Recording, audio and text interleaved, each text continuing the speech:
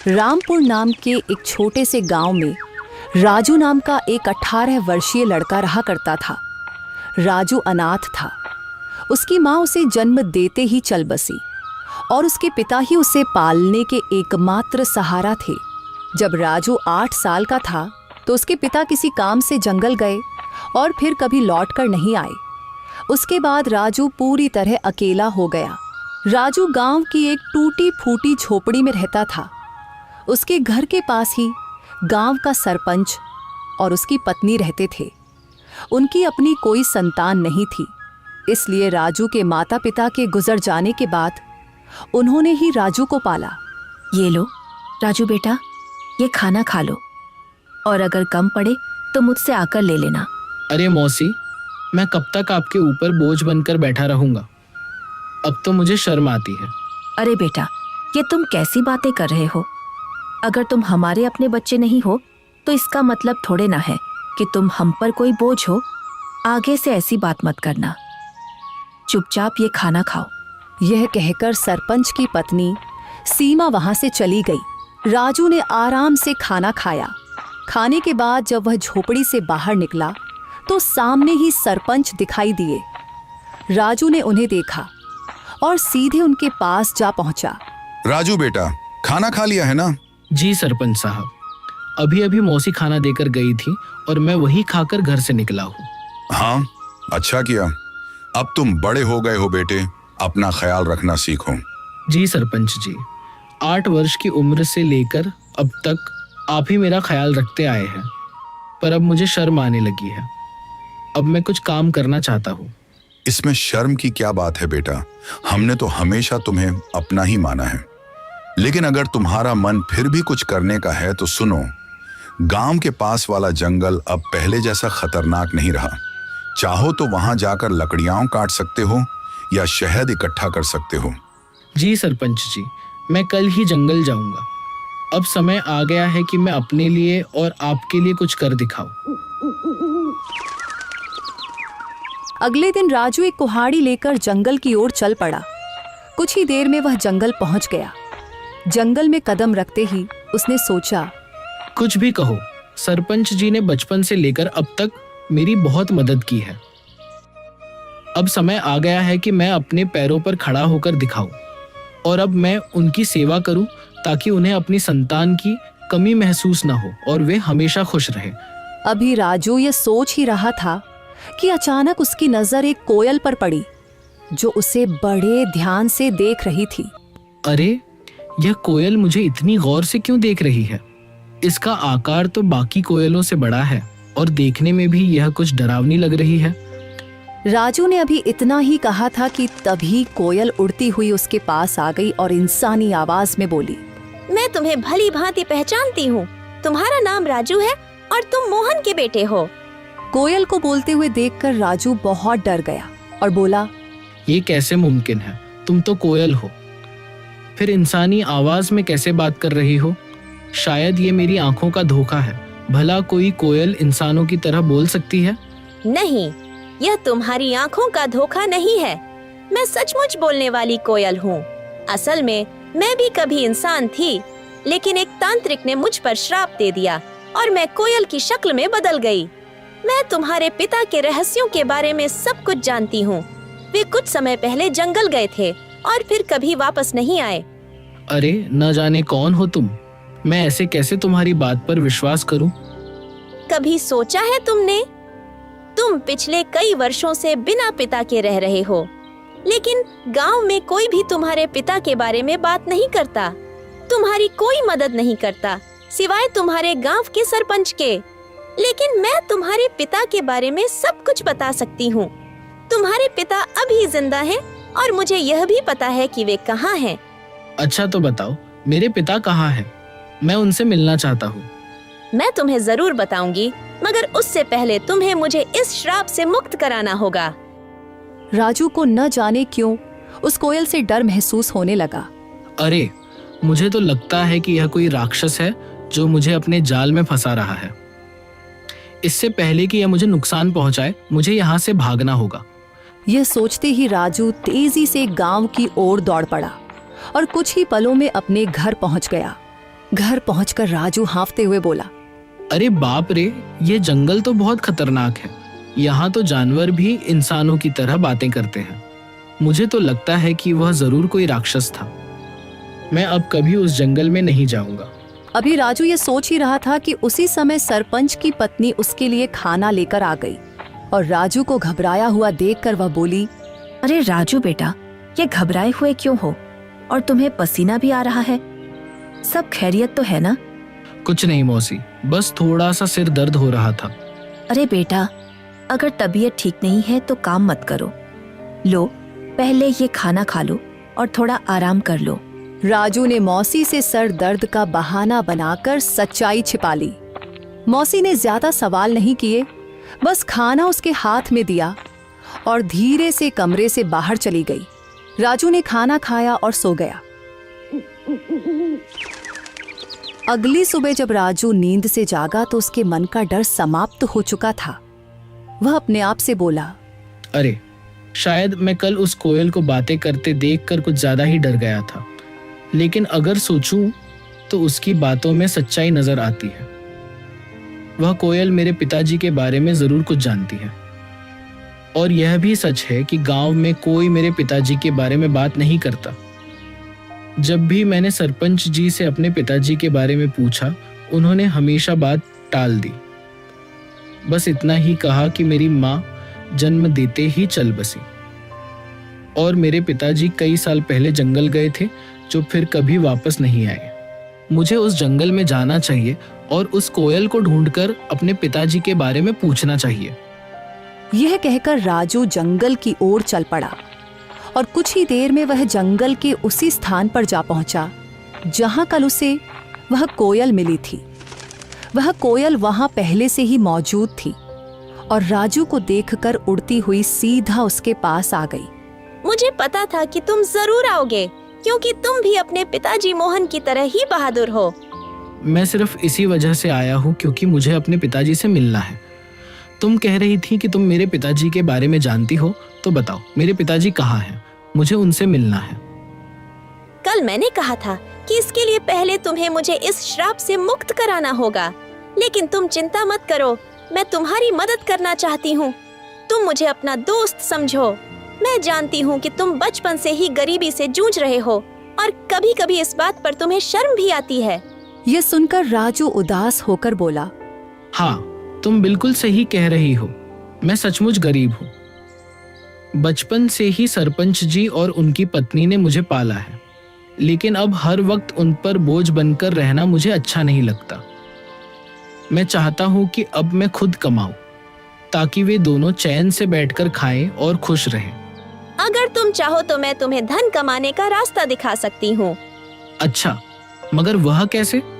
तुम मेरी मदद कैसे कर सकती हो? मैं इस जंगल के सारे रहस्यों को जानती हूँ। आओ मेरे साथ चलो। ये कहकर कोयल उड़ चली और राजू उसके पीछे पीछे चल पड़ा। चलते चलते कोयल राजू को एक गुफा के अंदर ले गई। उस गुफा के बारे में किसी को कुछ पता नहीं था, क्योंकि यह जंगल पहले बहुत खतरनाक माना जाता था। इसीलिए लोग इस जंगल में आना पसंद नहीं करते थे।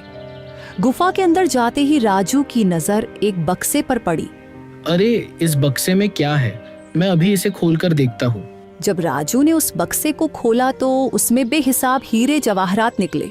उन्हें देखकर राजू हैरानी से बोला, अरे बाप रे, इस बक्से में तो ढेर सारे हीरे जवाहरात हैं। ये सब सामान किसका है? तुम पहले धनवान बनो, फिर मैं तुम्हें बताऊंगी कि मैं इस श्राप से कैसे मुक्त हो सकती हूँ। और जब तुम मुझे इस श्राप से आजाद कर दोगे तो मैं तुम्हें तुम्हारे पिताजी से मिलवाऊंगी। मुझे पता है कि वे कहाँ हैं। उस दिन का तो मुझे बेसब्री से इंतजार रहेगा। लेकिन एक बात याद रखना, मेरे बारे में किसी को कानो कान खबर नहीं होनी चाहिए। अगर किसी को पता चल गया तो तुम्हारे लिए अपने पिताजी से मिलना मुश्किल हो जाएगा। राजू वह बक्सा उठाकर अपने घर की ओर चल पड़ा। घर पहुंचकर उसने बक्सा एक तरफ रख दिया। इतने में सरपंच और उनकी पत्नी राजू के लिए खाना लेकर आए।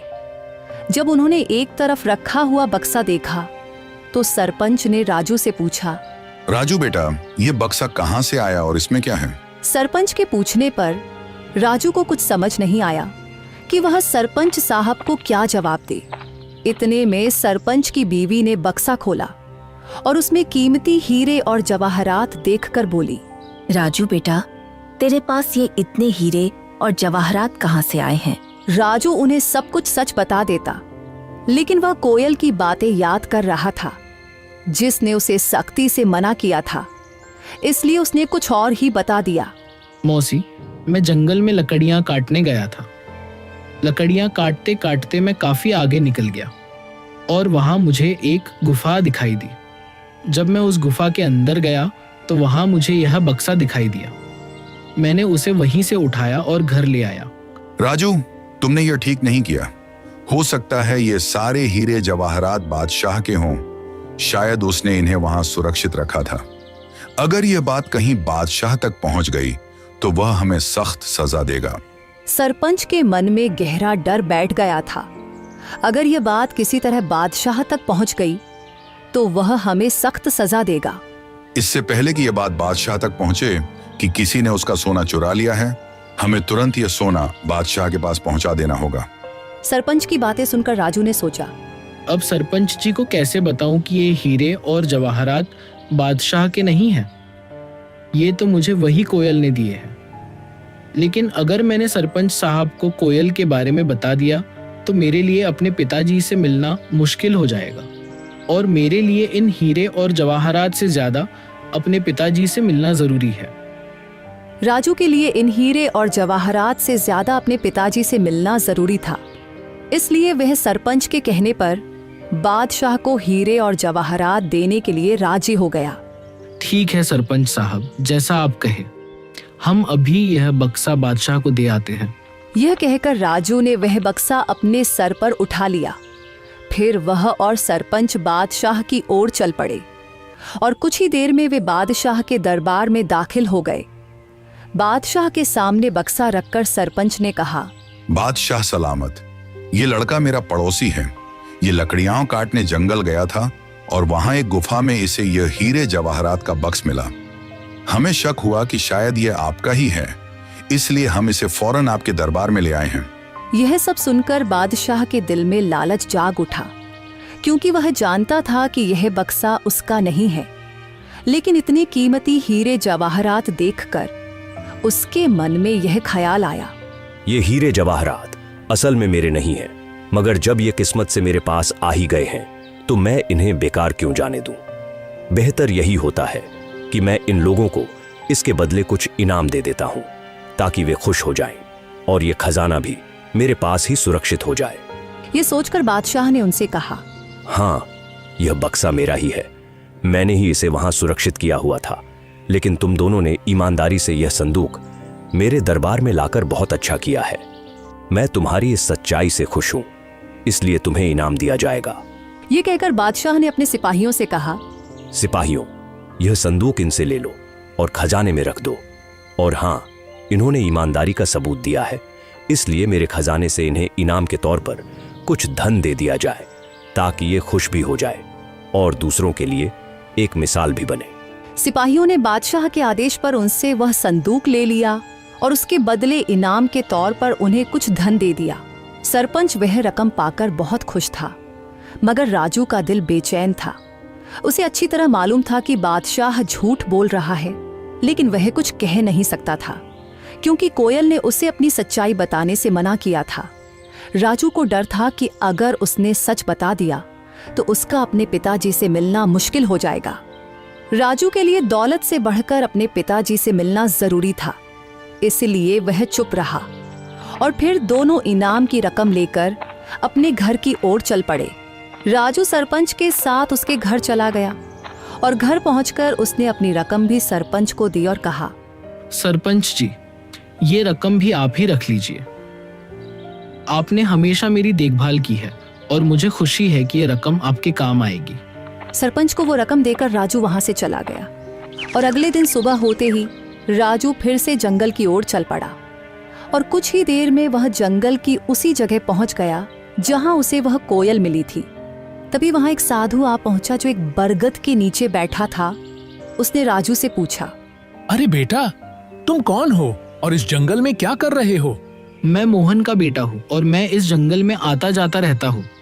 ये सुनकर साधु चौंक तो गया मगर कुछ नहीं बोला और चुपचाप वहां से चला गया। साधु के जाते ही कोयल उड़ती हुई वहां आ पहुंची। वह साधु तुमसे क्या कह रहा था? कुछ नहीं, वह बस पूछ रहा था कि तुम कौन हो और यहाँ क्या कर रहे हो। मैंने बताया कि मैं मोहन का बेटा हूँ और यहाँ आता जाता रहता हूँ। यह साधु असल में एक धोखेबाज है। उसने सिर्फ साधु का वेश ओढ़ रखा है, लेकिन अंदर से वह एक शैतान है। मुझे उस साधु से कोई मतलब नहीं है। मुझे सिर्फ तुम और अपने पिताजी की परवाह है। बस तुम बताओ कि मैं तुम्हें उस श्राप से कैसे मुक्त करवा सकता हूँ। अच्छा, तो चलो फिर मेरे साथ। वह राजू को एक गुफा के अंदर ले आई जहां एक शीशे की बोतल पड़ी थी जिसमें जल भरा हुआ था। कल पूर्णिमा की रात है। तुम्हें आधी रात को इसी जगह आकर आंखें बंद करके उस बोतल को तोड़ना होगा। बोतल टूटते ही मैं शराब के प्रभाव से मुक्त हो जाऊंगी और फिर तुम्हें यह राज बताऊंगी कि तुम्हारे पिता कहाँ हैं। क्या मैं इस बोतल को अभी तोड़ दूं? नहीं, कल पूर्णिमा की रात है। तुम इसे सिर्फ कल ही तोड़ सकते हो। इतना कहकर वह कोयल वहां से उड़ गई और राजू भी अपने घर की तरफ चल पड़ा और दूसरी तरफ वह साधु छुपकर उन दोनों की बातें सुन रहा था। वह भी राजू के पीछे चल पड़ा। जब राजू अपने घर के करीब पहुंचा तो उसने साधु को अपने पीछे आते देखा और वहीं रुक गया। साधु करीब आकर राजू से बोला, मैंने अपनी आंखों से देखा है कि तुम कोयल से बात कर रहे थे। देखो, तुम इस कोयल को नहीं जानते। वह कोई साधारण कोयल नहीं है। मैं सब जानता हूँ, लेकिन वह कोयल मेरे पिताजी के बारे में जानती है और मैं किसी भी कीमत पर अपने पिताजी को पाना चाहता हूँ। तुम्हारे पिताजी अब इस संसार में नहीं रहे। वह कोयल तुम्हें फंसाकर श्राप से मुक्ति पाना चाहती है। यह सुनकर राजू क्रोधित हो गया। अरे साधु महाराज, मैं साधुओं का सम्मान करता हूँ मगर तुम्हारे जैसे पाखंडी साधुओं का नहीं। याद रखो, इसके आगे मैं एक भी शब्द बर्दाश्त नहीं कर सकता। बेहतर है चुपचाप यहाँ से निकल जाओ। साधु कुछ कहने ही वाला था कि राजू ने उसे धक्का दे दिया और कहा, चले जाओ वरना तुम्हारे लिए अच्छा नहीं होगा। यह कहकर राजू अपने घर चला गया और दूसरी तरफ सरपंच और उसकी बीवी जब अपने घर से निकले तो उनकी नजर साधु पर पड़ी। वे दोनों साधु के पास आए और सरपंच ने साधु से कहा, अरे साधु महाराज, आप यहाँ क्या कर रहे हैं? मैंने राजू को सच्चाई बताने का प्रयास किया, लेकिन वह सुनने को तैयार ही नहीं हुआ और वह उस कोयल को श्राप से मुक्त करवाना चाहता है। अगर वह कोयल अपने श्राप से मुक्त हो गई तो गांव में तबाही आ जाएगी। गांव का एक भी व्यक्ति जीवित नहीं बचेगा। हाँ, बिल्कुल सही, लेकिन राजू सुनने के लिए तैयार ही नहीं है। साधु महाराज, आप चिंता मत करें, मैं अभी राजू को समझाता हूँ। यह कहकर सरपंच उसी वक्त राजू के घर गया और घर जाकर राजू से कहा, राजू, यह मैं क्या सुन रहा हूँ? तुम जंगल में किसी कोयल से मिलते हो जो इंसानों की तरह बातें करती है। क्या तुम्हें यह अजीब नहीं लगा कि एक कोयल इंसान की तरह कैसे बोल सकती है? ओह, तो आपको पता चल गया। देखिए सरपंच जी, शुरू में मुझे यह सब अजीब लगा था, लेकिन अब नहीं। और मुझे पूरा विश्वास है कि यह बात आपको उस साधु ने ही बताई होगी। देखिए सरपंच जी, 8 साल पहले मेरे पिताजी रहस्यमय ढंग से लापता हो गए थे और वह कोयल जानती है कि मेरे पिताजी कहाँ हैं। मैं बस अपने पिताजी को पाना चाहता हूँ, उनसे मिलना चाहता हूँ। बेटा, तुम अपने पिताजी के बारे में कुछ भी नहीं जानते हो? हाँ, मैं नहीं जानता, बिल्कुल नहीं जानता, क्योंकि आपने कभी मुझे बताया ही नहीं और न ही गांव वालों ने कुछ कहा, तो फिर मैं कैसे जान पाता? अब मैं किसी की बात पर विश्वास क्यों करूं? बताइए। मुझे सिर्फ कोयल की बात पर विश्वास है और कल पूर्णिमा की रात है।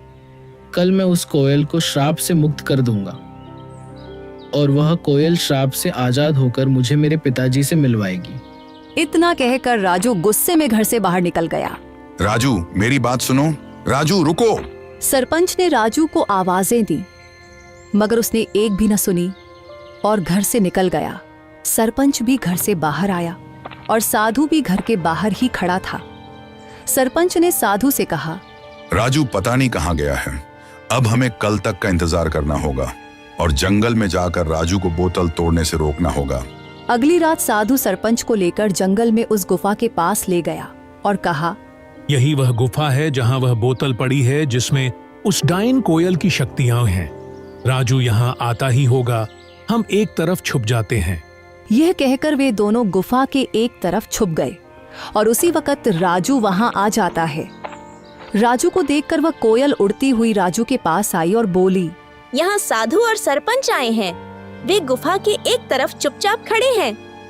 वे तुम्हें इस बोतल को तोड़ने से रोकेंगे, पर तुम उनकी बात मत मानना। अगर तुम उनकी बात मान लो तो तुम कभी अपने पिताजी से नहीं मिल पाओगे। नहीं, मैं उनकी बात नहीं मानूंगा। ठीक है, तो तुरंत जाओ, वह बोतल उठाकर ले आओ और उसे तोड़ डालो। राजू जल्दी से गुफा के अंदर गया और वह बोतल उठा लाया। जैसे ही वह उस बोतल को तोड़ने लगा तो साधु और सरपंच वहां आ गए। राजू रुको, इस बोतल को मत तोड़ो, तुम बहुत बड़ी गलती कर रहे हो। नहीं, मुझे किसी भी हाल में अपने पिताजी से मिलना है। राजू ध्यान से सुनो, ये कोयल कोई साधारण पक्षी नहीं बल्कि एक डायन है। आज से 10 साल पहले जब तुम छोटे थे, इस डायन ने पूरे जंगल पर कब्जा कर रखा था। जो भी गलती से इस जंगल में जाता फिर कभी लौट कर नहीं आता था। तब तुम्हारे पिताजी और मैंने मिलकर ठान लिया कि इसे रोकना ही होगा। हमने साधु महाराज से उपाय पूछा। उन्होंने बताया कि इस अभिशाप को खत्म करने के लिए तुम दोनों में से किसी एक को जंगल के पास वाले कुएं में अपनी जान देनी होगी। तुम्हारे पिताजी बहादुरी से आगे आए और यह बलिदान स्वयं देने का निश्चय किया।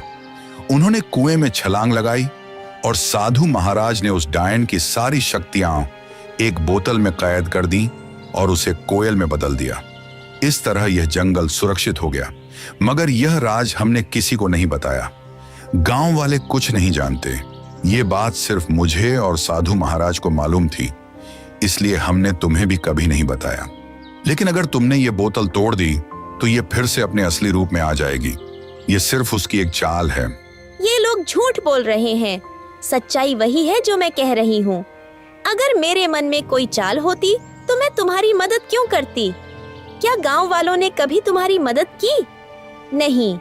तुम्हें धन, सामान, हीरे मोती सब मैंने दिए। अब मैं तुम्हें तुम्हारे पिताजी से भी मिलवा रही हूँ। राजू भ्रम में पड़ गया और उसने वह बोतल जमीन पर फेंक कर तोड़ दी। फिर अचानक वह कोयल एक डायन के रूप में आ गई। राजू, तुमने मेरा बड़ा काम आसान कर दिया। अब मैं आजाद हूँ और अब तुम सबकी शामत आ गई है। आज मैं तुम में से किसी को भी जिंदा नहीं छोड़ूंगी। राजू तुमने बहुत बड़ी गलती कर दी है। अब यह डायन हमें किसी भी हाल में जिंदा नहीं छोड़ेगी। मुझे माफ कर दीजिए सरपंच साहब, मैं उसके बहकावे में आ गया था। क्या अब इसका कोई हल नहीं बचा? इसका बस एक ही हल है कि हमें तुरंत उस कुएं के पास जाना होगा। ये कहकर वे तीनों कुएं की ओर भागे और वह डायन भी उनके पीछे आ गई। वहां पहुंचकर साधु ने कहा, अगर तुम इस डायन से छुटकारा पाना चाहते हो तो तुम दोनों में से किसी एक को उसी कुएं में छलांग लगाकर अपनी कुर्बानी देनी होगी। साधु की बात सुनकर राजू तुरंत बोला, ये मुसीबत मैंने खुद मोल ली है, इसलिए इससे मुक्ति भी मैं ही दिलवाऊंगा। यह कहकर राजू ने कुएं में छलांग लगा दी और अपनी जान कुर्बान कर दी।